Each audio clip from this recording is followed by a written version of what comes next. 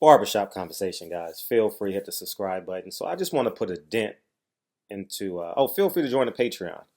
Click the link in the description box. I want to put a dent into Timothy Bradley's assertions and/or claims and/or I think it's ludicrous. He said he watched the highlights and said basically Deontay Wilder shouldn't take the Tyson Fury fight because it was a tough fight for him and he should go another way. Basically, take the easier way, didn't come back, get all the money, come back. Well, it, there's a great parallel to Timothy Bradley because, truth be told, if Top Rank created a highlight reel of Timothy Bradley and novice fans looked at Timothy Bradley at all, Googled him, looked at his pictures, they would think he's a knockout artist, right? Highlights and physical appearance can be misleading. Timothy Bradley is an A+ level boxer with C+ level power. And that's no credit to him. He's a 5-time, if I'm not mistaken, he's a 5-time world champion, got a belt for each one of his children. And he's created a Hall of Fame career out of what he has, but of what God gave it to him. Now, what I will disagree with is how he's assessing Deontay Wilder. I believe it to be unjust. I believe it to be unfair. And I believe it to be unprofessional. I would consider him an expert. Timothy Bradley was a hell of an amateur boxer, won damn near every tournament he's ever competed in on an amateur level. So I would consider him an expert boxer. And if you're an expert boxer, you understand the ins and outs of boxing. And for him not to do his homework, and I would assume that he does his homework before he steps in the ring because, it's based off of my interpretation of him. That's just who he is. He's failing himself. And he's distancing the trust from him and boxing fans. And I think it's wrong. I think it's untidy of him. And I think he needs to really reassess, genuinely his perspective based off of novice homework. A novice Timothy Bradley will look at a highlight and say, oh yeah, he's a hell of a fighter. Left hook Jeff Lacey, hell of a fighter. You put a highlight reel in front of him, you're like, God damn, left hook Jeff Lacey is a monster. You put a boxer in front of Jeff Lacey, he's gonna get the shit boxed out of him, right? You understand where I'm coming from? So at the end of the day, man, I think we got to hold ourselves accountable. And I think Timothy Bradley needs to hold himself accountable because he corrected himself in the answer. I got a lot of slack because people said I didn't watch the fight. Stop right there. I didn't watch the fight, so I'm going to reserve my opinion until I can make a complete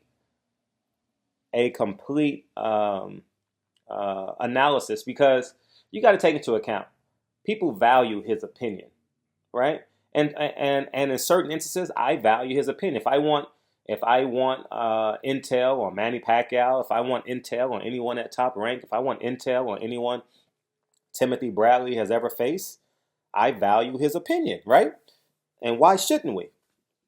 But when he's just like us in this example, meaning that he hasn't fought Deontay Wilder, he's been in the squared circle, count hundreds of times, amateur and pro.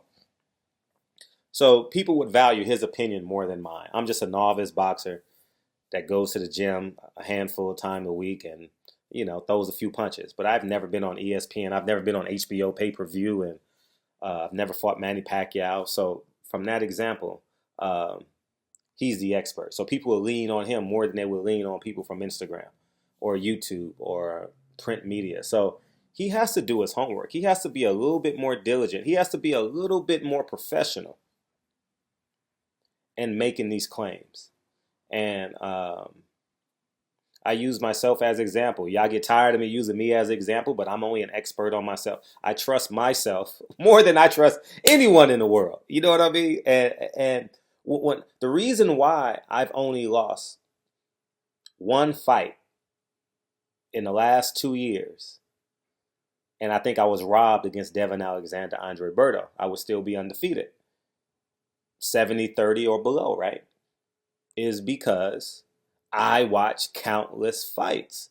I don't get on the internet and just say, oh, this is how the fight is going to go based off my memory. No, no, no, no, no.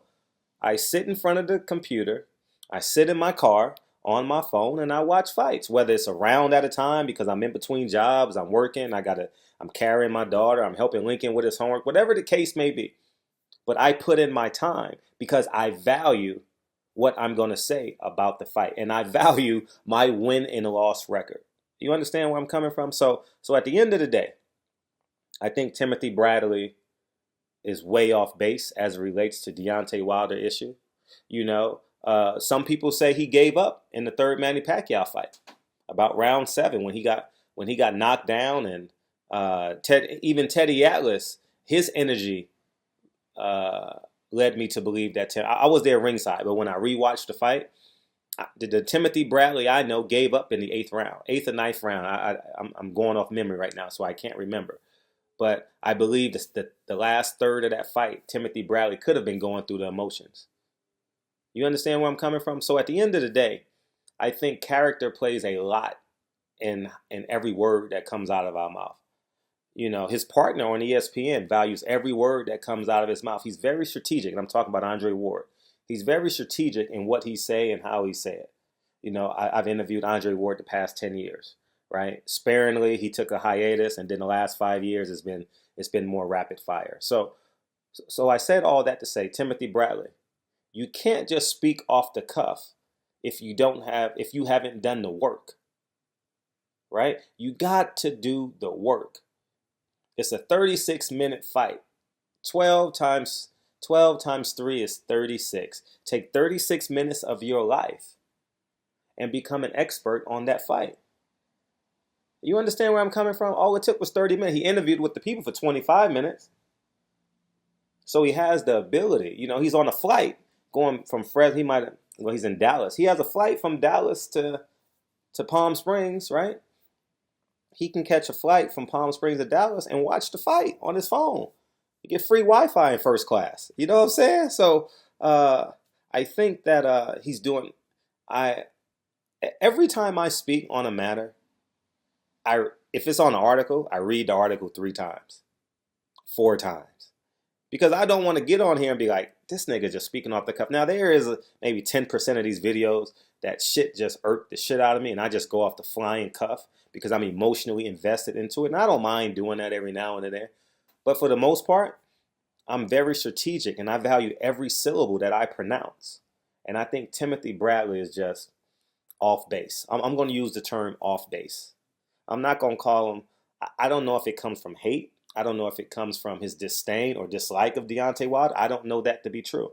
The next time I interview him, hopefully I can get a one-on-one with him, and we'll go from there. I haven't interviewed Timothy Bradley in a long time.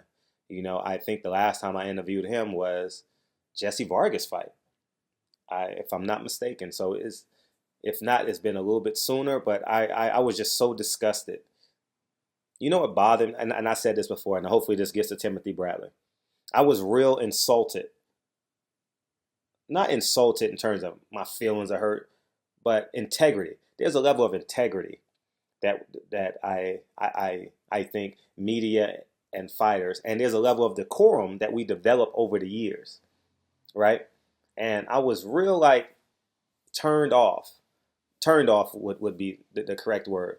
When Timothy Bradley told me I have to ask his brother-in-law and or his wife to set up an interview. I've been pushing Timothy Bradley for years. Timothy Bradley knows. He don't know. But I mean, YouTube makes us a little bit more intimate. But before YouTube got popping, I was writing articles and shit, going to NDO, covering his fights. You know what I mean? And getting on the media bus that Top Rank put on for us. So I thought there was a level of respect. I'm not talking about level of respect. Timothy Bradley's my guy. No, I'm not. I'm not that with many of these fighters. But I think me as a media member, I thought there was just genuine trust there. You know what I mean? Okay, Timothy Bradley is cool. I can ask him for an interview. He told me to go set up an interview time with with his wife and his brother-in-law. I was kind of taken back by that, and I haven't requested it. I haven't asked, even in his presence, in Timothy Bradley's presence. I haven't asked for an interview because I was kind of turned off by that. You know what I mean? And this ain't emotional. It's just it's kind of like if I'll use the example. If Deontay Wilder told me, you need to set up a time with Chris. Chris is his right hand man. You know what I mean? His best friend, his brother. You guys see him as a security guard, but he's more than Deontay Wilder's security guard. If Deontay Wilder told me that, or if Earl Spence told me, or if Mikey Garcia told me, oh, you need to consult with Loren or Robert Garcia or Peter to set up an interview, I'd be like, hold up. I've been building your career for 10 years. I've been writing articles, doing videos, building up your career so you can make millions. And now I got to request an in. Nah, in my humble opinion, how you start the race should be how you finish the race. Like a zebra don't change its stripes midlife, you know what I mean? So at the end of the day, that's just where I come from. I don't get on YouTube and change my personality and put on shows on these videos. And so from that vantage point, Timothy Bradley I was kind of taken back by him because I was pushing for that. I can send you articles, and Top Rank has the articles that I've written. Timothy Bradley deserves the Floyd Mayweather fight. I've done articles on it in 2010, 2011, all that time when they wanted Manny Pacquiao for it. I said Timothy Bradley deserves it. And I have a video online from 2012, 2011.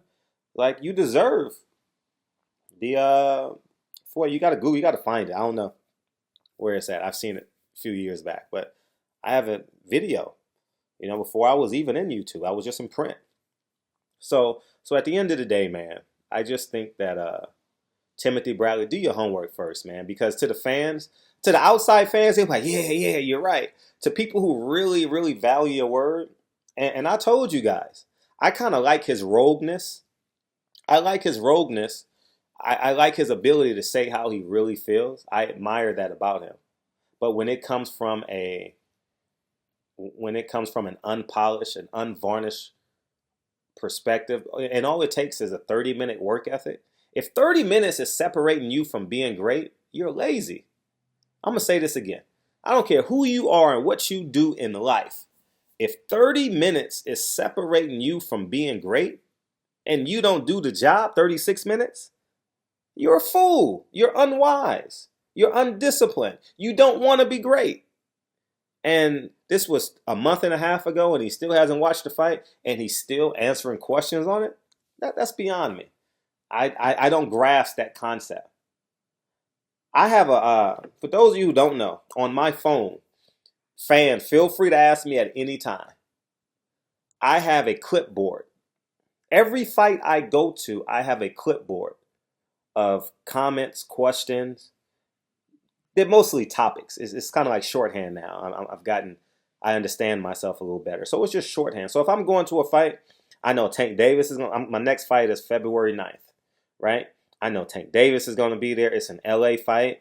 All the whole team, the Garcias will be there. I'm expecting. I'm assuming, right?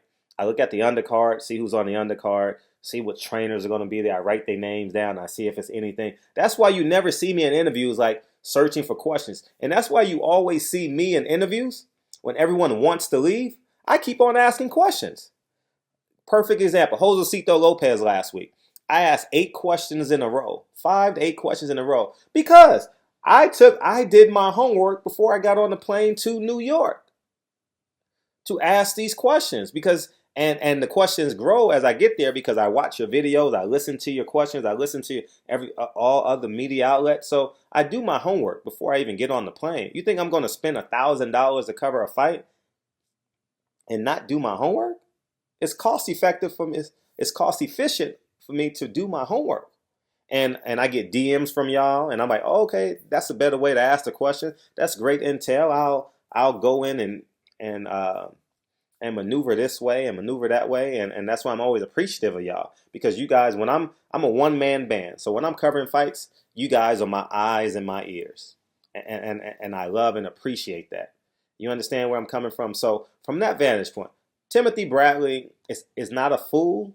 He's acting foolish. You understand where I'm coming from? And I would say this to any man. If it's my son, if it's my best friend, if 36 minutes, if you can't say 36 minutes makes you an quote unquote expert on this topic.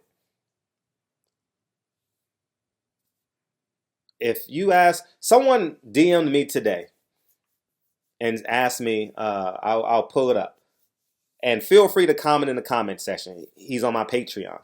He asked me, "What's your prediction on the Kovalev fight tonight?" I said, "I haven't looked at it.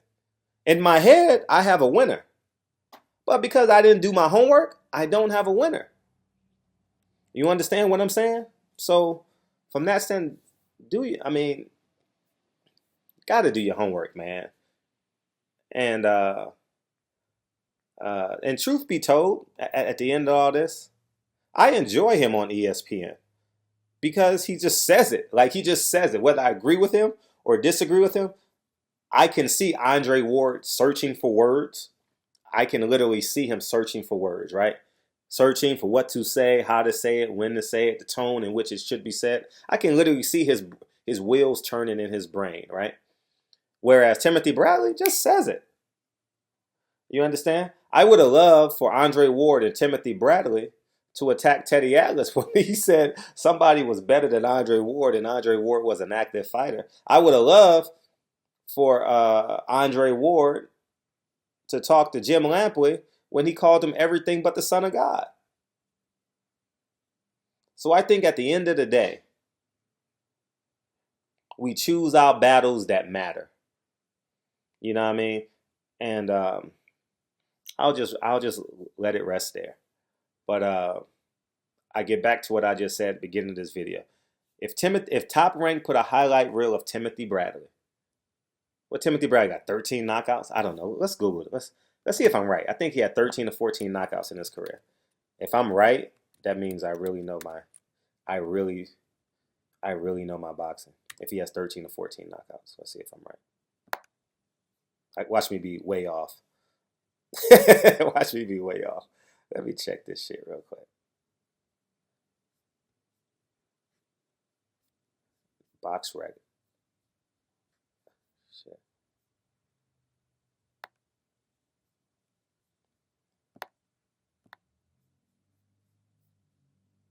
Timothy Bradley. What's your record? Professional career. Oh my God! I was totally right. 37 fights, 33 wins, 13 KOs, 2 losses, 1 draw, and 1 no contest. I know my fucking boxing. You see how much I followed Timothy Bradley's career? I know how many knockouts he ended up with. I knew it was 13 to 14. Yeah, so at the end of the day, man, I've been following Timothy Bradley since he was 8-0, 9-0. Like, seriously, like for real, for real. Him and Terrence Crawford, they were on undercards. So, but anyways, man, barbershop conversations. Do your homework, and I'll see them. So I can't wait to interview these guys now. Like, if they don't want to interview, that's fine. But I think it's good for boxing fans because we've been on polarizing opposites of the rainbow for about 6 months now. Me, him, and Andre Ward. So the next Top Rank card I cover, maybe I can get a one-on-one with him. So we'll see. Stay tuned, guys. Barbershop Conversations, man. Feel free to hit the subscribe button. I'll talk to you guys soon. Peace.